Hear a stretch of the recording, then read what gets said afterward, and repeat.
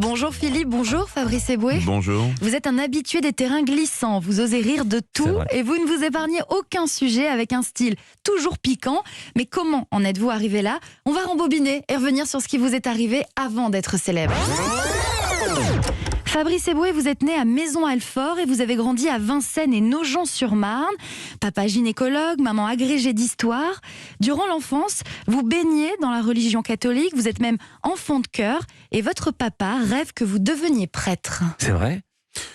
Mon père rêvait lui-même d'être prêtre. Il a grandi au Cameroun, lui, mais il a été élevé par les jésuites. Et donc, effectivement, il y a une grosse culture catholique à la maison. Mais il voulait que vous soyez prêtre? Il voulait qu'un de ses fils soit prêtre potentiellement. Vous allez certainement en parler, donc je ne vais pas dire ce qu'ont fait mes frères et sœurs, mais mon père effectivement est gynécologue, mon grand frère est gynécologue, ma sœur est gynécologue, et donc moi je suis au milieu de tout ça. J'ai aussi un petit frère qui lui travaille dans la restauration, mais moi se demandant un peu comment j'allais finir, l'histoire de la prêtrise est venue rapidement sur la table, voilà. Enfant, mais c'est marrant d'hésiter entre gynéco et prêtre, il y a un grand écart, un grand c'est écart, incroyable, c'est vrai. ouais, tout à fait.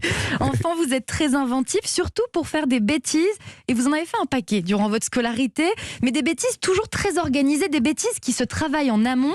Par exemple, vous avez un jour lâché 200 souris au lycée Saint-Michel dans le 12e arrondissement de Paris. 200 souris dans un lycée, c'est quelque chose. Saint-Michel de Picpus, je pense pas que ce soit 100, je pense que c'était 100 souris. Non mais déjà, où est-ce qu'on les trouve les 100 souris? Même 100, c'est beaucoup. Alors à l'époque, je vais encore me faire des ennemis peut-être chez les véganes, mais à l'époque, il y avait le quai de la Mégisserie où il y avait énormément d'animaleries qui vendaient beaucoup de petites bébêtes comme celle-ci. Moi, j'avais fait un grand pari dans l'école. J'avais dit, si vous financez mon achat de souris, moi je fais un lâcher de souris. On était 4 à le faire, à 4 étages différents. Mais c'était vraiment des opérations parce qu'il fallait que il y avait des montres qui étaient vraiment coordonnées pour que les souris soient lâchées pile au même moment pour que ça foute un énorme bazar dans le collège. Donc, on a été balancé, on s'est fait avoir. Et ce qui est amusant, c'est que ça avait tellement amusé, je sais plus si c'était le proviseur, etc. Il avait du mal à garder son sérieux. Il a convoqué nos parents et par contre, il a commencé à évoquer le fait que nos parents allaient peut-être payer la dératisation de tout le collège. Donc là, c'était un peu tendard. Mais c'est une des opérations dont je suis très fier. Ouais. Fabrice Eboué, des lycées, vous en avez fréquenté 7, mais à chaque fois, vous vous faites renvoyer. Vos parents choisissent alors la pension à Amiens dans le même établissement qu'Emmanuel Macron, vous l'avez dit. Et lorsque vous êtes pensionnaire, en grand fan de Luc et Luc, vous organisez une évasion façon Dalton. Mais attendez, moi je savais pas que c'était une pension. Le point commun que j'ai avec Emmanuel Macron, et c'est ce que je lui ai dit d'ailleurs quand j'étais à l'Élysée, et ça, je lui fais un bisou parce qu'on en parle très souvent. Moi j'arrive, j'ai un an de retard, je crois que j'arrive donc en première économique, voilà, et mon compagnon de chambre, qui s'appelle Charles, voilà, il se reconnaîtra, son prénom c'est Charles. L'année d'avant, il était déjà à l'internat.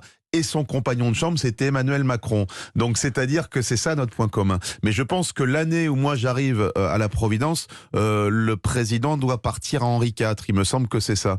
Mais voilà le petit point commun sur lequel je joue pendant tout le spectacle avec Emmanuel Macron. Fabrice Eboué, vous êtes aussi très créatif dans vos blagues. Comme ce 1er avril, vous avez collé des affiches sur les panneaux des rues de Nogent-sur-Marne avec des mots qui commencent par rue. Ça a donné des rues rebaptisées rhumatisme, rustique, ruminé. Et vous êtes passé dans le Parisien pour l'occasion. Oui, alors ça c'était une grande fierté avec un pote à moi, puisqu'on a eu l'article. Alors c'était pas le président, c'était le Parisien Val-de-Marne dans le 94. Ouais, mais quand même. Et on a quand même une belle. Je crois qu'on a eu la couverture. Hein, c'était un beau coup. Quand même. Ouais. Pas mal. À deux, vous êtes un grand fan de basket. Vous suivez les matchs de la NBA et vous découvrez aussi le rap, notamment avec Dr. Dre. Yeah, and it don't quit. I think they in the mood for some motherfucking J shit. So Dre, what up, dog? Gotta give them what they want. What's that, G? We gotta break them. Vous écoutez aussi le rappeur Eazy.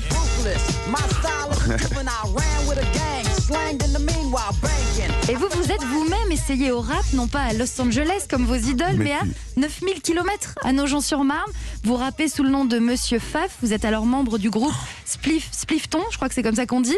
Et évidemment, on a un petit extrait, Fabrice Eboué, alias Monsieur Faf, ça donne ça. Le joyeux mur on débarque et c'est pas une rumeur. J'allume la bougie, celle de la simplicité. Je remets du baume au cœur dans tous les foyers français. Même sur ton lit de mort, j'arracherai un sourire. Un ultime fou rire avant ton dernier soupir. Je suis là pour les taper, les pas bien gaulés. Pour toutes celles et ceux qui ont envie de rigoler. La pitié est carrée, comme Jim Carrey. Mais pas dans la finesse, dans le business. Mon nom est Monsieur Faf, ridicule tout C'est une torture absolue pour moi à chaque fois qu'on en passe. Vous comprenez pourquoi j'ai stoppé ma carrière de rappeur pour tenter ensuite ma chance chez les comiques.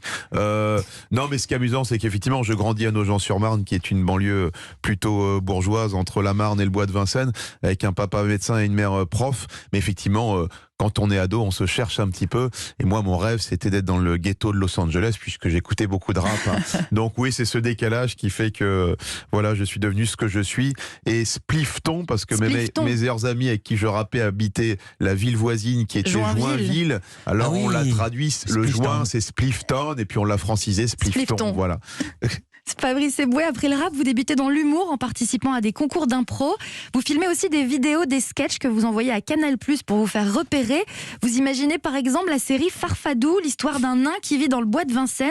Et je crois que le nom entier, c'est Farfadou et le God magique. Waouh. Elle a des infos, Lisa Marie. Non, elle a des sacrées infos. Vous n'en passerez pas de Farfadou, par contre. Non, j'ai pas d'extrait. Moi, j'ai encore des VHS. Parce que c'est ça qui est intéressant. Moi, si j'avais 16-18 ans aujourd'hui, je pense que j'aurais été youtubeur ou que j'aurais lâché des choses sur ce genre de canaux. Mais c'est vrai qu'à l'époque, moi, je faisais énormément de vidéos. On avait toujours un petit caméscope avec nous. La seule différence, c'est qu'à l'époque, ça finissait en VHS pour la famille ou pour les potes. Mais aujourd'hui, on peut très vite se faire connaître avec ce genre d'exercice. Après le bac que vous passez en candidat libre, Fabrice Eboué, vous obtenez un BTS tourisme pour rassurer vos parents et vous commencez à vous produire sur des petites scènes. À vos débuts, vous arrivez même en slip léopard sur scène. Rien ne vous fait peur, Fabrice Eboué. En parallèle, vous faites des petits boulots comme voiturier à Disneyland Paris.